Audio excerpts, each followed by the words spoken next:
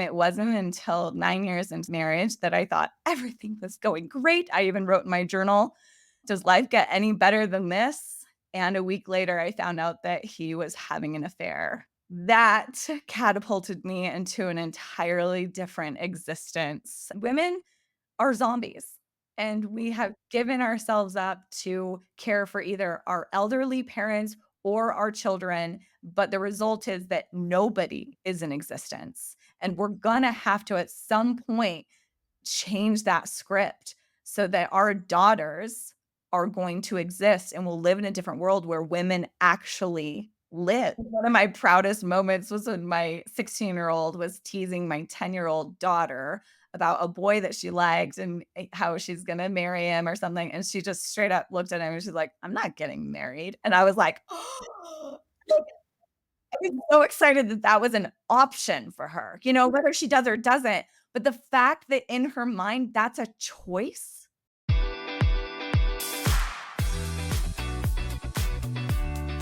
Welcome to the I Decide Darlings podcast. I'm Erin. And I'm Lisa. We are moms, wives, best friends, entrepreneurs, and authors of the book, I Decide, the happy little guide to living your best life.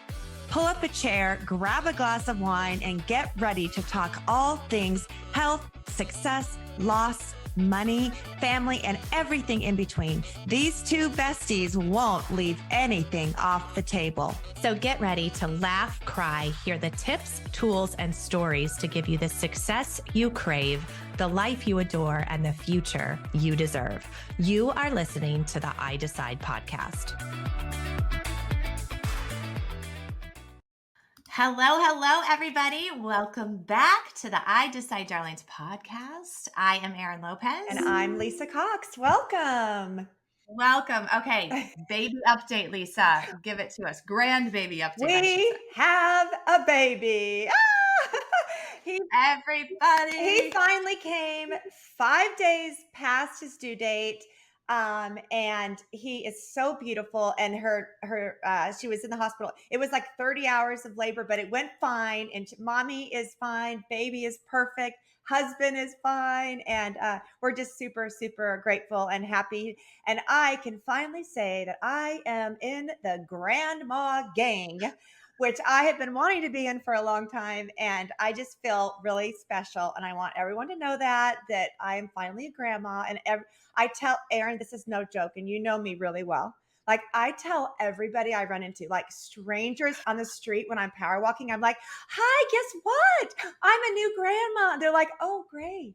Don't know you, but happy for you." I mean, literally, that's the kind of joy that should be. I know. I mean, you've been preparing for this your whole life. Yeah. Really. It's a very joyful time. So thank you. I'm glad I got to share that the grandbaby's here. So the grandbaby's here. Dolly has arrived. Yes, and your girls have homecoming week, so it's a very, very exciting and busy time right now. And I know that those girls are going to have a blast. Yes, we're going to have to do a whole podcast on like Texas mums and traditions and like, oh, Lord, help us all. Yeah, and how many dresses have you ordered? Oh, probably 22. Dresses. And we're two of them. I didn't even tell you. Both of them that our hearts are set on. One of them is lost in the mail in North Carolina, of all places. No. And then one of them is like in transit. So. Oh my gosh. Yeah. Okay. Yeah. All right. I know. Well, all we right. have a very awesome guest today. Who are you and what do you guys talking about? Yeah, I know. Let's get to her. Let's get to her because this is going to be a great one and we are super excited. And I have the honor of introducing our guest today. Marcella Hill is the founder of Wake Her Up, the largest global directory for hormone therapy providers and a powerful advocate for women's healthcare in midlife. You are speaking our language. Yeah. With a raw and spicy approach, Marcella shares her personal journey of self-discovery, awakening, and empowerment during the transformative life stage. Her entrepreneurial spirit ignited at the age of 10, selling Girl Scout cookies, and has since led her to establish successful ventures, including the global toy company Peekaboo Stuff, We might need that, Lisa, now being a grandbaby. Yes. And the sustainable clothing brand Love Woolies. Marcella is also the author of an Amazon bestseller, Wake Her Up, which inspires women to embrace their health and vitality during midlife.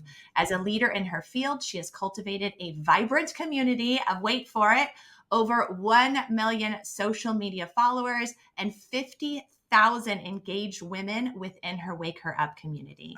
Her impactful story on perimenopause has been featured by Oprah Daily, and her insights gained further recognition in Oprah's Hulu weight loss special. Wow. Ooh, that's She has big been featured time. in numerous media outlets from Balanced Documentary, Gloria Magazine, Health Women's Magazine, and beyond.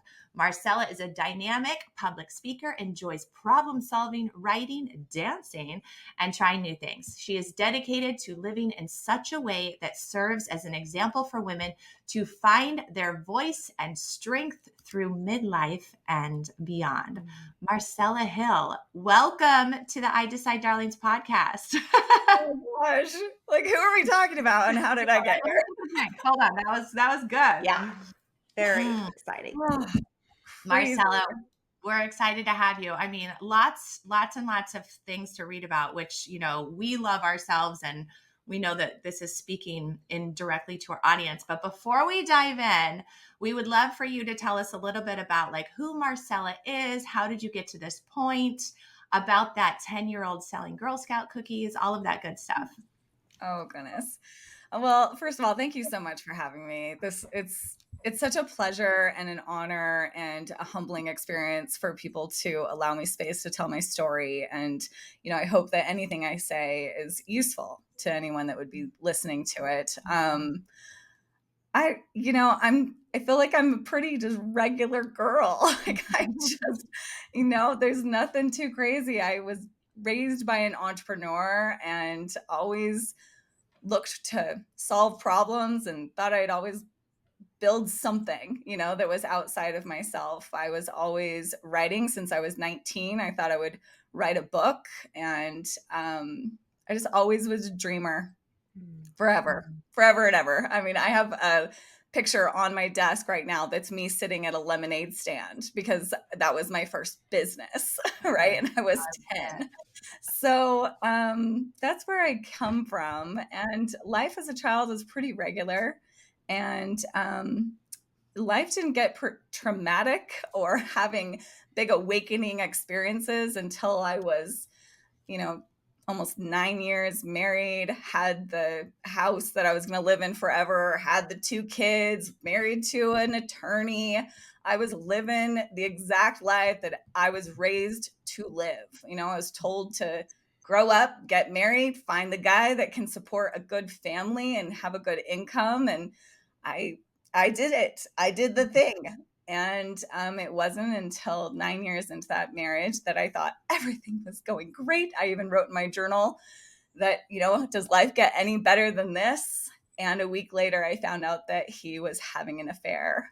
And that catapulted me into an entirely different existence. And I feel like up to that point, my life was very vanilla, very normal. I was checking all the boxes, being exactly right. And it did not add up to happiness like I had been promised. And Were you working in a career? no, I was a You full were stay-at-home mom. okay. I did have a business. I had started the toy company, and I had at that point licensed out my toy company. So I was getting some royalties, but it was not anything significant, nothing that I would be able to support myself on. I had never had a job, real job. I mean, since college, right? Working at a gym. So I had no job. I had no real income. And suddenly I found myself sitting in my parents' basement with no kids because he had custody of them in the summer and no money at all. And that was when I was 30, and I'm 44 now. But that I feel like was the beginning of a whole new existence. Yeah. Did you have any idea? Like, did you feel like something was off in your marriage? I think this is a question that I always want to ask people that get in this situation, because I feel like you would feel something's off. Oh, absolutely. You did. Probably, I mean, I didn't know that. I thought I was living like your regular marriage where you have problems and you fix them and, things are kind of just a little tumultuous and you just figure it out. There wasn't anything so dramatic that I was like, "Oh my gosh, this is never going to work out." Yeah. I just figured, let's keep working Mhm. on things. But it was during the last year that, we had some friends, neighbors, part of our church, and we were all in the same fun group of friends. And there was one particular girl that just did not seem to rub me the right way. Mm. She was more friends with my husband than me. And it just was off, a little bit odd. But you never think, you just don't think like that is happening. Like, no way. Like, we would Yeah. camp Was that together, who he was having an dinner affair together. with? Our kids were friends. Like, we went to church together. Like, we're all in the same neighborhood. Like, you don't go there in your brain. I remember I went to my therapist and I told her a few things, and she straight up said, "Marcella, this is a full on affair. You have to like break the silence. You must call her husband. You must tell him." And I'm like, "You don't know me. You don't know my husband. Like, you've got to be freaking kidding me. Those are your other Mhm. patients. Like, that's not me. That's not my life. Like, you have misread this situation." And I actually called her husband and I was like, "Hey, heads up. This is what I'm thinking." And he was like, "Absolutely not. That's insane. You're ridiculous. You're being dramatic. If you tell anyone this, like, you don't you dare, I mean, it was like full stop, absolutely no. So it wasn't like I was so blind to it, that I was doing nothing. I remember telling my husband, "Hey, heads up, she's pursuing you. You need to be aware." And he was like, "Oh my Mhm. gosh, I'm so sorry. It appears like that. That's not what's happening." He said all the right things. Mm. So it wasn't like I was totally oblivious. I was Mhm. trying, but Mhm. there's only so much you can do, right? So, When there's Yeah. a lie. how did you get to the point where that now you know, like, this isn't something you're making up in your head? Oh, it was a very traumatic day, or moment. I had that feeling, and he had left for a concert with his brothers, and I I just knew something was off. I made pizza, homemade pizza with my 5-year-old. I let her stay up late. We had this like girls' night together. I have a picture of it. Mm. It's weird that we're talking about this because it was literally um 20, let's see, this was 25 years ago, almost like a week ago. Oh, wow. Yeah. So I have a picture of us standing in the kitchen with flour on our face, being silly. Hold on. So you have a Yeah. 30-year-old? So no, I did the math wrong. I'm sorry. I'm 15 like, years. that's impossible because you look 30. Okay. Yeah. Okay. 15 years ago. She's 20. Okay. Okay. Um, and I have a picture of us with flour on our face, standing there making pizza. I put her to bed, and I laid in bed, and I had that feeling like something's wrong. And for the first time ever, I thought I should go check the phone records. I had never ever done that. I went downstairs, I logged into the phone records, and immediately it was just like thousands, Mm. thousands and thousands and thousands of text messages for weeks and months. And I just went insane. Honestly, I just lost my shit. I Oh, just yeah. started printing. I Yeah. started printing the pages. I started highlighting every moment. I mean, it just felt like a movie. I didn't Yeah. know I was out of my mind. I called her, like it was midnight. I called her screaming, and she just pretended to be like, "Hey, like, oh, we'll talk about this later," because she was on a family trip with her friend, with her kids. Mm. And I was just out of my mind. I called my sister-in-law and screamed, like, "Did you know? Did you know?" Because they were friends.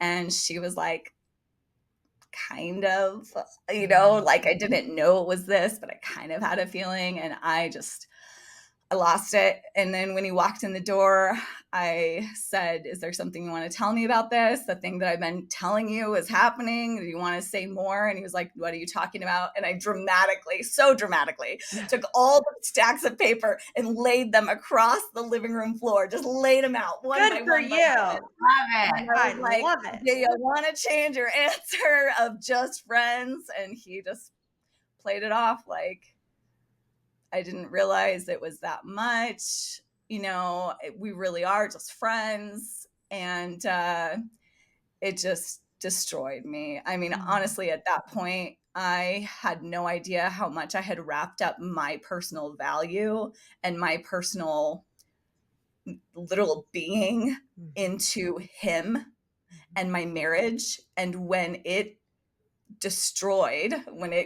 just exploded, I exploded with it. Like, I mm, had no sense of self without my marriage. And I mm, didn't know I had done that until I was nothing. mm.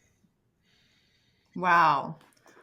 Oh, I'm so Well, sorry you went through that experience. I feel like for you in that moment, you probably could give some really good advice to women right now. Like looking back for that moment, what from there, we're going to go forward from there and talk about good things too that you've experienced. But what advice do you tell women that I mean, I love the wake her up because I think so many women probably have their whole identity tied to their husband right now. That's what I'm trying to say. mhm. Yeah. I mean, what's hard is if you are at that point where you have tied up your entire existence into your marriage, then stop. Like, Mhm. start realizing that you exist and you need to be a whole person. That's the thing that will be the biggest safety net for you if something were to happen. You should know that you are a whole human with or without your marriage. I just did a TikTok video that said, I what I wish someone would have told me, what they would have said to me in that moment. I wish somebody would have said, "So what? Mm, So what he had an affair? You are a whole thing. You have a whole life to live. So what? You're going to go on. You're going to fall in love with many, many people. You have many people to go and live a life with. You have so many more things to do with your life. So what?" Mhm. Because it was never that. It was always like full destruction, full mm, sadness, full devastation, that I didn't exist anymore. My life didn't exist anymore. He had betrayed me, and I was a victim of this horrible deceit. It was never just a like, okay, so next. And I Mhm. wish I had had a little bit more of Mhm. that. Like, fine, you're an idiot. You just destroyed my life, but moving on, you know? Mhm. wow. I Yeah. think that's hard. I mean, like, yeah, I hear you. Like, I think to be able to do that and at the same time, like, like you said, destruction because of your family and your feelings. And, we all get married thinking this is going to be forever, Mhm, Yeah. So, I hear you and I love that you have that voice now. And I think that there is something to be said about women's intuition and, like the red flags, Oh, yeah.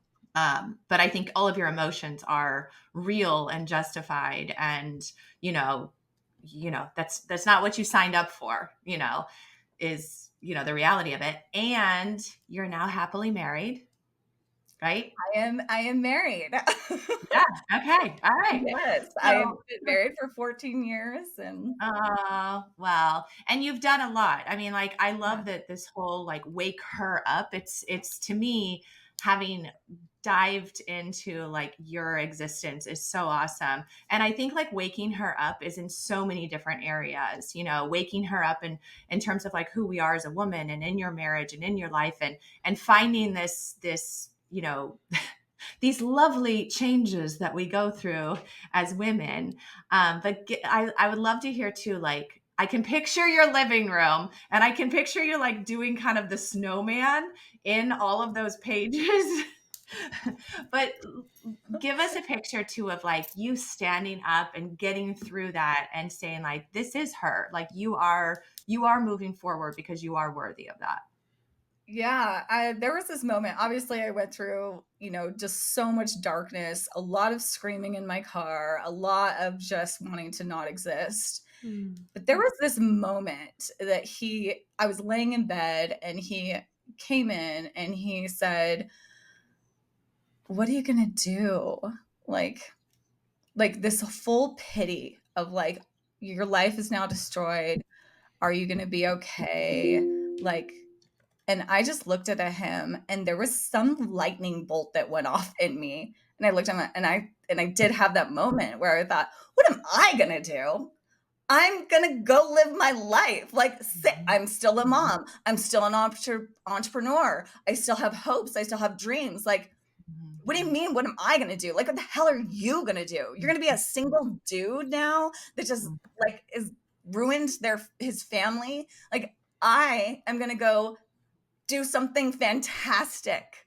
Like I've always wanted to do. I'm going to continue to live my dreams. I'm going to still be Marcella. That's what I'm going to do. Mm. And that's, I think it was a few days later, I finally just snapped because I was trying. I was going to stay. I was going to stay and I was going to work it out.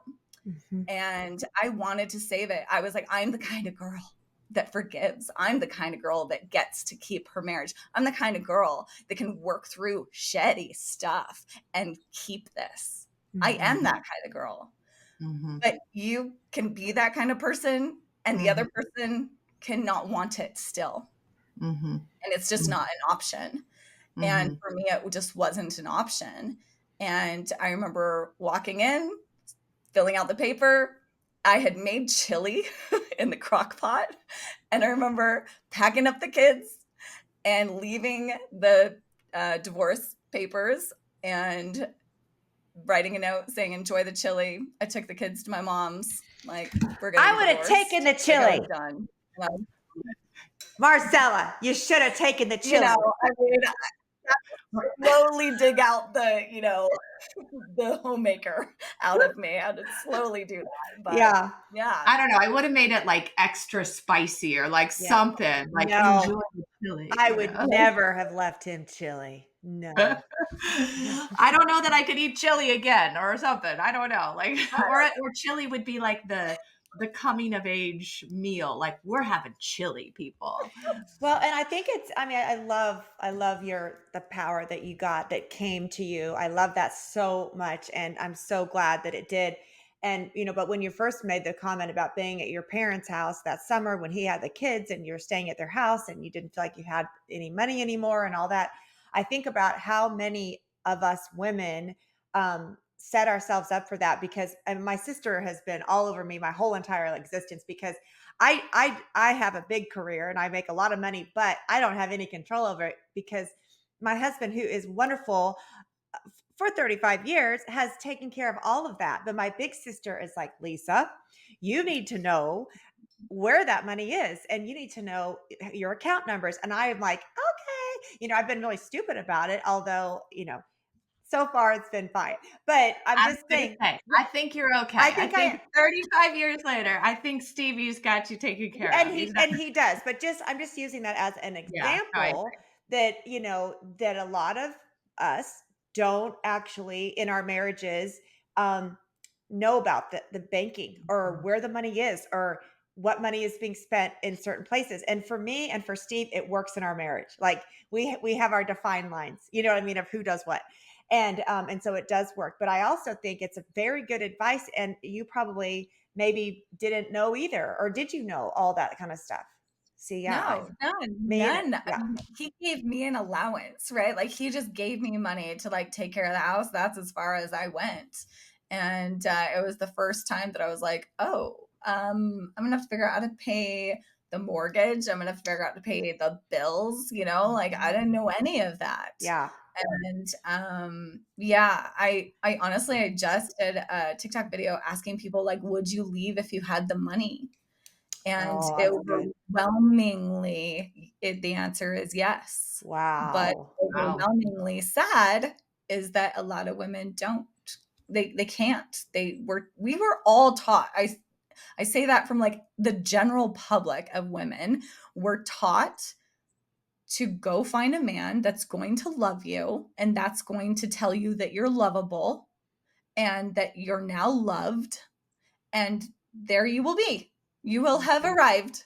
Nobody said you're going to need to make sure that you can financially support yourself and live so that you can financially live in this world, that you are solely responsible for you being able to support yourself and any children that you bring into this world. Nobody taught me that. Mhm. Mhm. They just said, go find a man that has a good job. Yeah.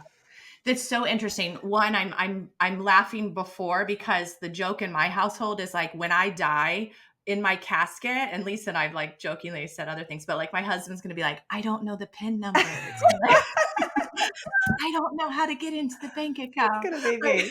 that's gonna be you.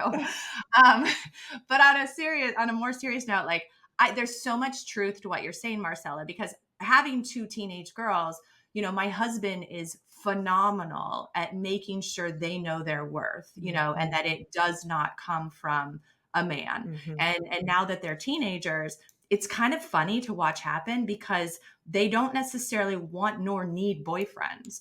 And it's weird for me because I'm like, what?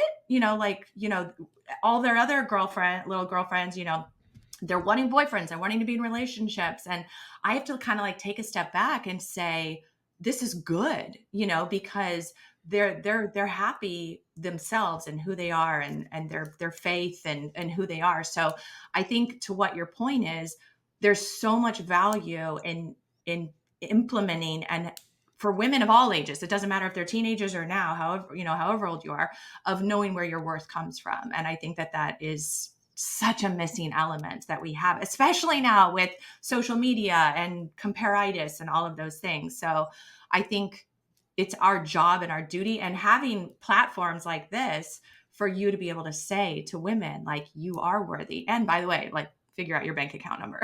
Yeah. Yeah, and that. Yeah. I And think one of my proudest moments was when my 16-year-old was teasing my 10-year-old daughter about a boy that she liked and how she's going to marry him or something. And she just straight up looked at him and she's like, I'm not getting married. And I was like, I was so excited that that was an option for her, yeah. whether she does or doesn't. But the fact that in her mind, that's a choice, that was not a choice for me. Like, I Yeah. didn't think, oh, I could not get married and live a successful, happy, fulfilling life. Mhm. That wasn't a thing. I didn't Mhm. ever think that that could be a possibility for me. I thought women that don't get married are sad. Women that don't get married weren't chosen. Women that don't get married, they must not have figured it out, right? Mhm. They're Mhm. not lovable. I, That's what I thought. I want to dive into so many things you're doing, but one quick question before we go there too is, how much did your religion and your organized religion have to do with all of this? Well, I wish that I could say all of it, but because I left my religion 2 years ago, I literally thought I was going to leave my religion. And with that, I would leave patriarchy. And surprise, no, surprise, it exists out here too. Mhm. So I have a really hard time now that I've left trying to decide how much of it was religion and how much of it is society, because I meet women all the time that weren't raised religiously and still believe and have the same habits and patterns and belief system that I did inside a relationship and a marriage and like the structure of like wife. Mhm. So, Mhm. but I mean, in the Mormon religion, you're really taught that you cannot get into heaven without a husband. So, Yeah. I mean, there's that, right? Yeah. Yeah. Yeah. Yeah. There's that for sure, amongst a lot of other Mhm. things. Yeah. So when it all happened, with your divorce and everything, did you have to leave? I mean, I know you chose to leave some of them, but did like did you lose all those friends, or did you purposely lose all those friends? Like, I'm moving on from all of you, or what happened with your tight knit circle that you thought was just wonderful and people you went to church with and everything? Is that why you left the church, or what was that like? No, I didn't leave the church until 2 years ago. It had nothing to do Okay. uh, with the church. But yes, my divorce was in a very small town. Mm. And it was mostly his family, his friends, Yeah. his childhood. nothing of mine. It was all new to me. So when this all went down, it was like I was a ghost. Like Wow. I couldn't function there. Nobody would talk to me. It was all hush hush. I couldn't go to church because Mm. she was 2 rows behind us, you know, and the whole family. It was a disaster. It was Wow. really the talk of the town. And I mean, I had youth from our church showing up at my door crying, telling me, please tell me this isn't true, because we were hosting like, you know, monthly youth events at our house, and you know, we were kind of this big deal, and it Mhm. was devastating to so many people, and I couldn't stay there. Mm. So you've And since moved, I'm assuming. yeah, I moved. So I moved 7 hours. My parents lived 7 hours from where we lived. And I moved back with my parents. And devastatingly, he had custody of them in the summer. So when I moved out, I had to leave my 5-year-old and 2-year-old and go live in my parents' basement 7 hours away. Wow. Wow. Horrific. Oh, golly. Yeah. Woo. That'll be a awakening Uh-huh. experience. Yeah. Nobody else to do anything like that, but I mean, we Yeah. do. It's life, you Yeah. know? Yeah. And I Yeah. think that's why writing my book, Wake Her Up, felt so important, Mhm. because if a few more women can realize that they're a whole thing without their marriage, Yes. without money, without their children even, you're a whole thing, Mhm. maybe we can like dumb down the pain that Mhm. things like that. Those things are going to happen. No, Mhm.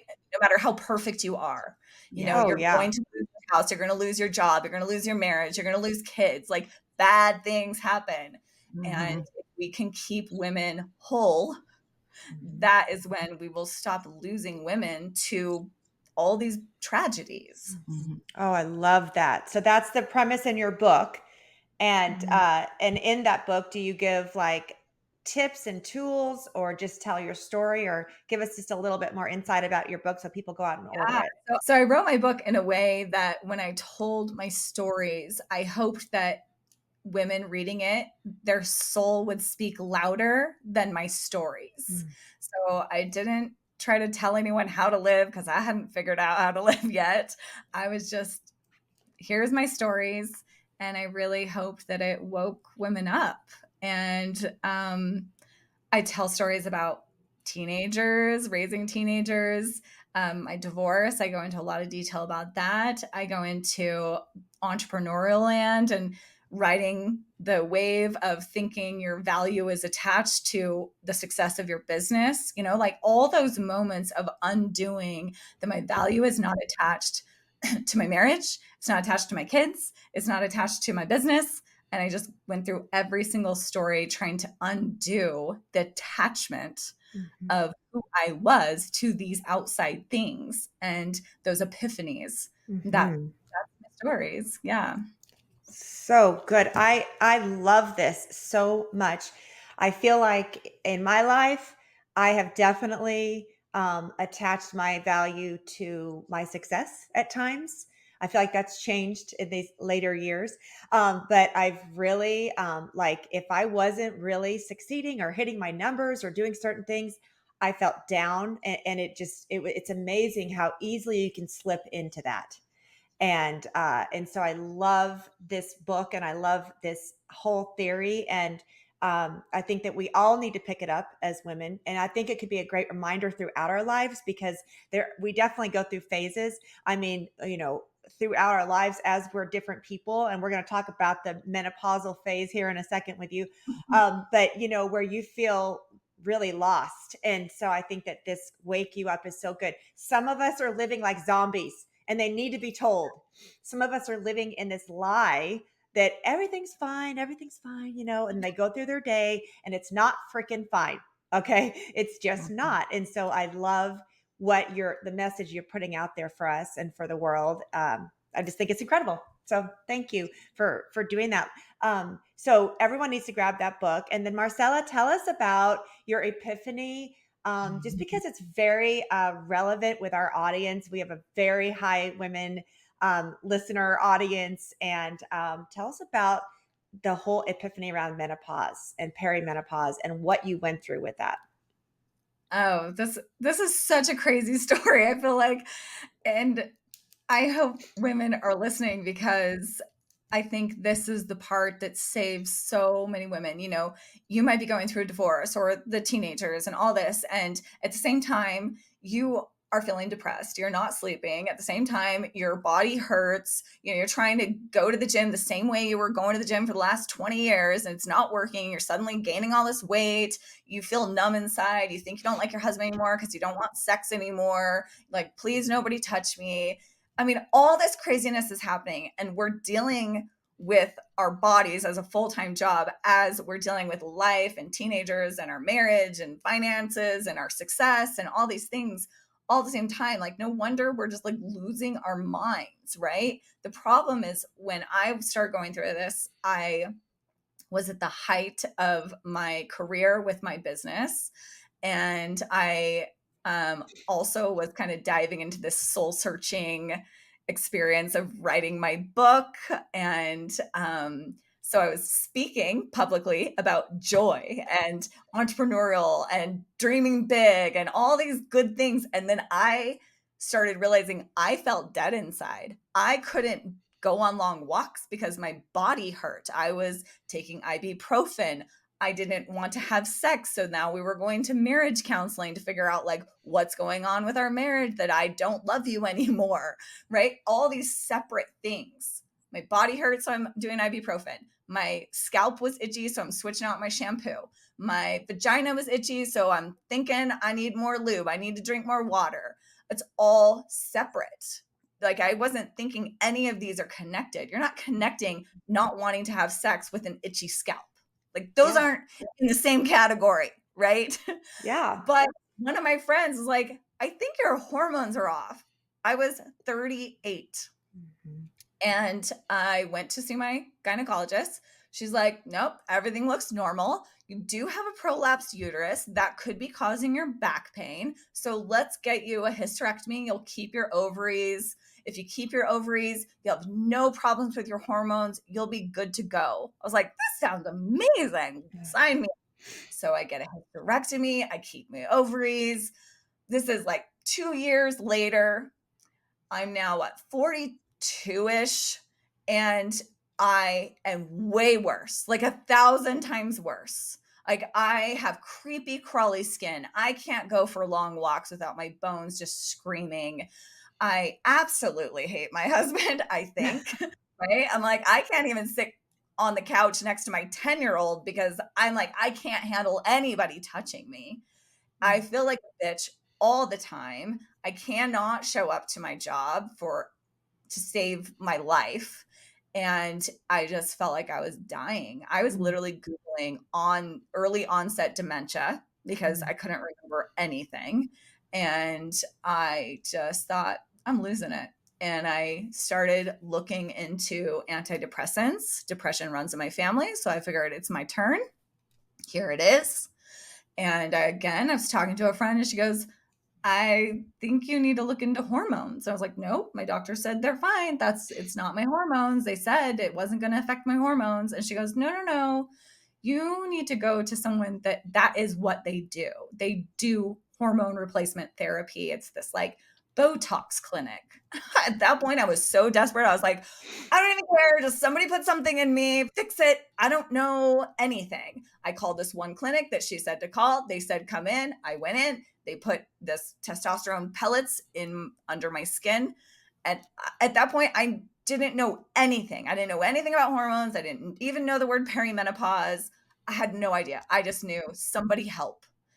And I'm not kidding. The next night, I slept all night long. Like, I didn't even know that adults could sleep all night long. I didn't know that was a thing. And Mhm. then about a week later, I remember it being 7 o'clock at night. And I remember thinking, who wants to play a game?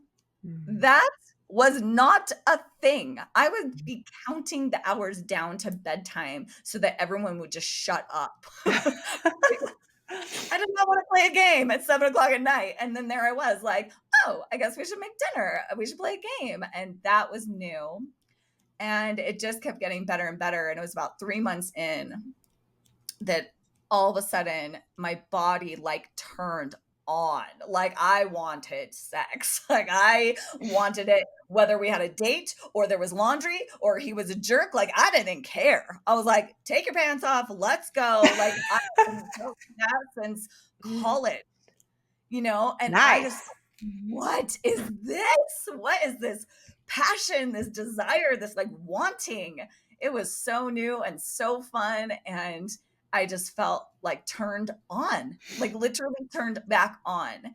And I, and then, I mean, that was my personal story. And that was a little over 2 years ago. And the way I got here on this podcast was I turned on TikTok. I was nobody on TikTok. This is what's crazy. I had written my book. Nobody knew I wrote a book because I had no following. I wrote the book because my soul was like, just write the damn book. Yeah. It had nothing to do with hormones. My soul kept saying, write it, write it, write it. I thought, you're crazy, you're crazy. It was kind of like a, if you build it, they will come feeling. And I thought, I had sold like 40 books. That's it. I had opened a Facebook group called Wake Her Up for the book. And I turned on TikTok one day and shared my story of perimenopause and hormone therapy. And the next day, 9 million people saw that video. Wow. Wow, that's crazy. And about Because 2 it's weeks later, real.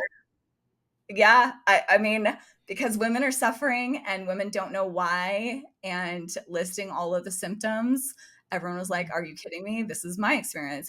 You're literally, this is me.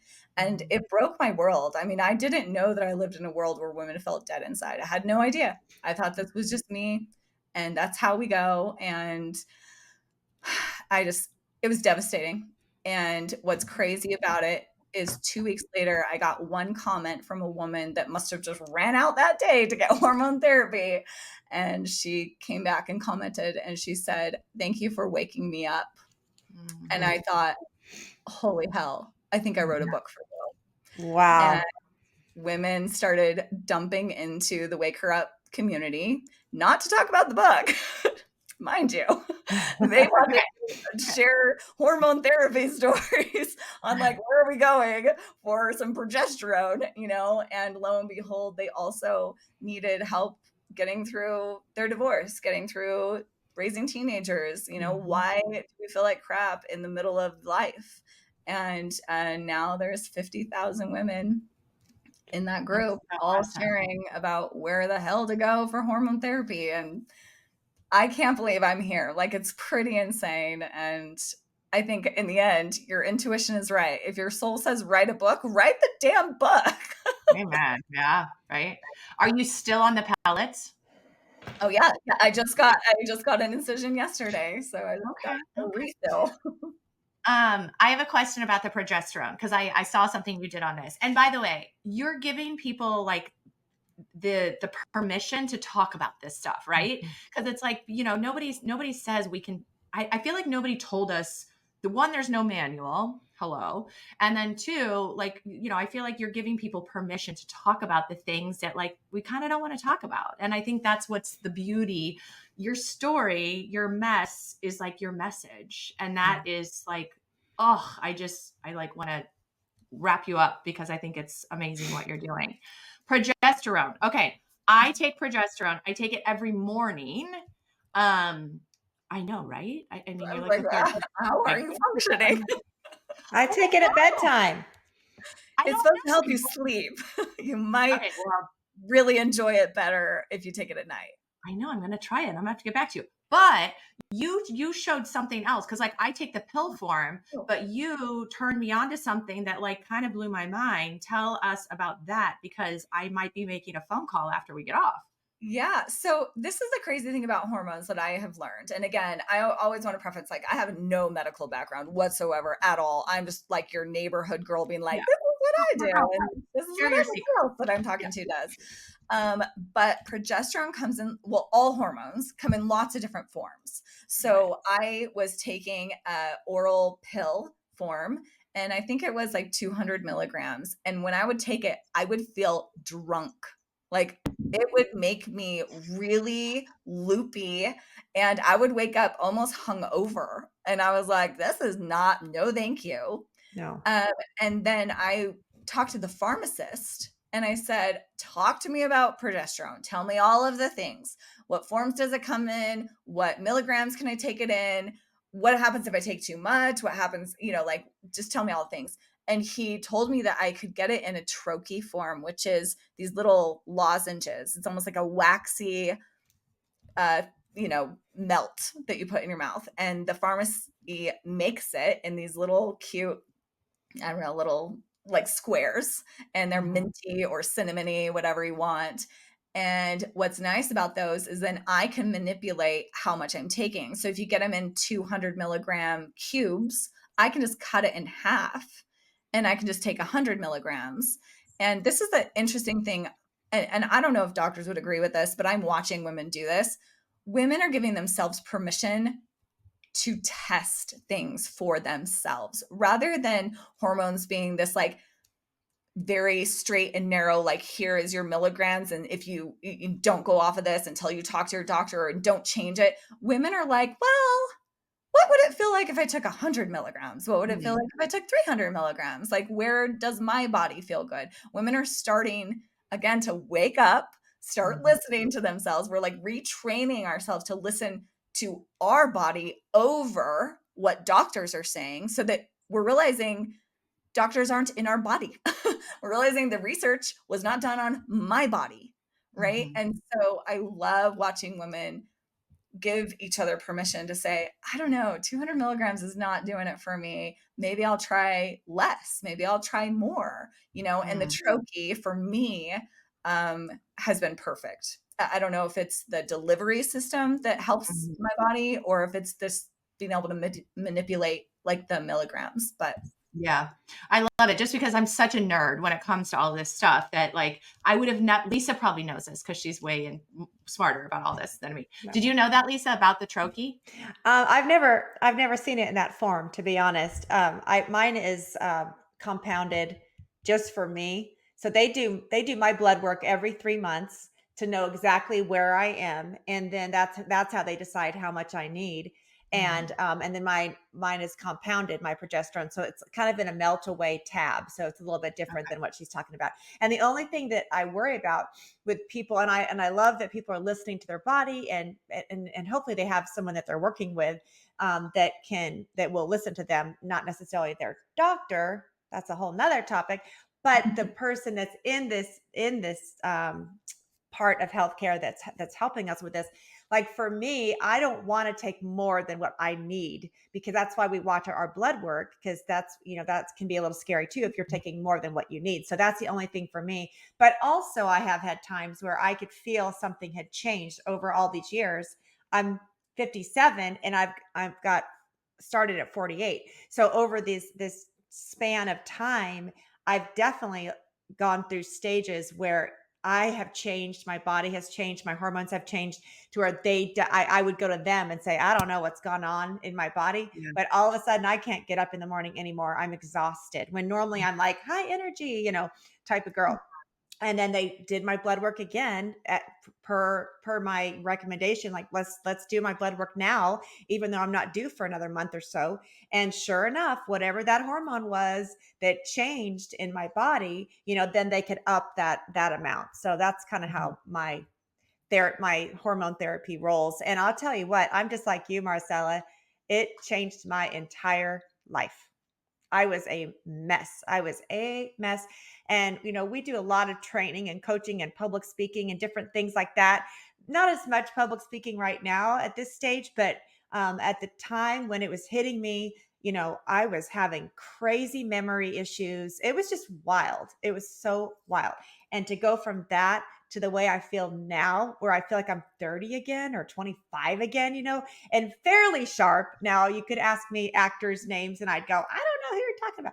But, it's definitely so much better having taken care of these hormone Yeah. issues. it's really interesting when you start listening and paying attention to your body and trying new things and really listening to like, Mhm. okay, how does this feel? I have gotten to the point where I can tell immediately when my testosterone starts dropping. My legs will itch like immediately. I'll go from not itching to itching in Wow. like a day. And I'll be like, oh, yep, okay. It's about that time where I'm about 3 weeks out from getting my new pellets. Like it's so immediate. And I think we women, I think in general, have not been taught how much our body will speak to us, how much we can have answers within our own self if we just got quiet enough Mhm. to listen to ourselves. I think we would find that we have so much more answers inside of us than we've been taught. We've been taught to go find all the answers out here, either, from religious standpoint, from again, like back to like our husband, get the answers from, your values, Mhm. everything like that, from everything out here. And also Mhm. trust doctors that they're going to give you all the answers. And Mhm. women are just finally realizing, wait a minute, I'm the only one in this body. I'm the only one in this mind and in this soul. And maybe she has something to say, right? Maybe Mhm. she can tell me more than what I've been listening to. And And taking time for yourself to listen and to look into it. That's the thing. So many of these young moms and old moms that have grown kids, they're always taking care of everyone else, and yet they're over here feeling like crap, and they're not taking care of themselves. And so for them to listen and to take the time to do that is a gift that we can give ourselves for sure. well, and it's so drastically important because at this point, here I am, I'm 40. I did that TikTok and realized I live in a world where women feel dead inside. I live in a world where women don't exist. And then you backtrack. Why? Because we lost ourselves in raising our children or whatever, our careers, whatever. We lost ourselves there. And what did we do? We taught our kids to lose themselves during this period of time, and then they're going to grow up to be non-existent. And no one, we live in a world where people don't exist. They've given themselves to all these outside things. They're not a whole thing. And now we live in a broken world. Women are zombies.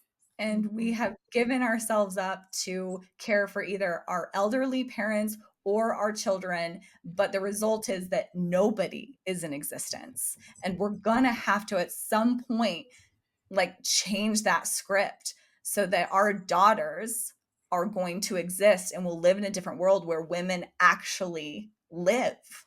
I don't Mhm. think we've ever lived in a world where women are truly existing after 40, like in a general sense. Mhm. I think we're changing that. I think this is Yeah. exactly what we're doing. Yeah. It's Yeah. exactly what we're doing. I'm so grateful for women like you both because, I'm kind of in the middle of both of you age-wise too. And it's people like having you all, it's a voice that some of us don't ever get. Like I was never taught that I could ask questions, or Mhm. like I would never think to go to my pharmacist and be like, and I'm one, I wonder. I don't know how I started taking progesterone in the morning, only because I just take all of my pills and my supplements in the morning. And so I don't know, but I love, and thankfully because of Lisa and other women, like I feel like I got a handle on my perimenopause and everything before, and started taking supplements that helped with the onset of my hot flashes and my this and my that. But I wouldn't have known to do that if we weren't having these conversations, so that is truly a gift that I think we have been given, especially the three of us right now, and having platforms such as this to open the conversation. And I cannot wait to get your book and for everybody else to get your book and become a part of your community, Yes. because I'm sure there are lots of other things that I'm fully unaware of. It's so funny. I did a interview with CBS News yesterday about testosterone, and the reporter was asking me, well, how come you didn't look into other methods? And I'm like, I didn't even know there were other methods. Like, how Yeah. would I look into them? And just exactly what you're saying, like, women don't even know what to ask. They didn't even know that we could have hormones, right? Like, all we've known up to this point is the doctors are like, don't do hormones. Yeah. And so why would we go look into it? Yeah. And now finally we're in a conversation where women are like, wait, I should be looking into that. Mhm. It really is opening this crazy world that we have been completely locked out of. Yeah. It is. Marcella, tell our listeners where the best place is to find you so that they can join your community and they can follow you on TikTok. Tell us where they can find Absolutely. you. You can go to wakeherup.co and find all of the things. You can join the community there. You can find the directory of hormone therapists. You can find all of my story, my blogs, my podcast, everything. Yeah. Amazing. Amazing. Well, thank you so much for being here today with us and sharing your heart and your story. Very impactful. Thank you so much. Thank you so much. This has been lovely. Oh my gosh, so amazing. And I just had a conversation with a girlfriend last week about everything that you were talking about. Like, sure, her body hurts. And I think like there's so many people that are hearing this today that feel that same way. So I hope that you share this out, you join the community, you go get her book, all of the things so we can help others wake up in the world that we're living in. So That's right. Marcella, thank you for joining us on the I Decide Darlings podcast. We can't wait to be forever friends, and we will be back soon for more. Thank you so Bye, much. everybody. Bye, Bye. everyone. You've been listening to the I Decide Darlings podcast. If this podcast touched your heart, please share it with your friends and family right after you subscribe yourself. Don't forget to head over to iDecideBook.com and grab a copy of our favorite book and daily journal. As always, thank you for being here, and we can't wait for you to hear our next episode.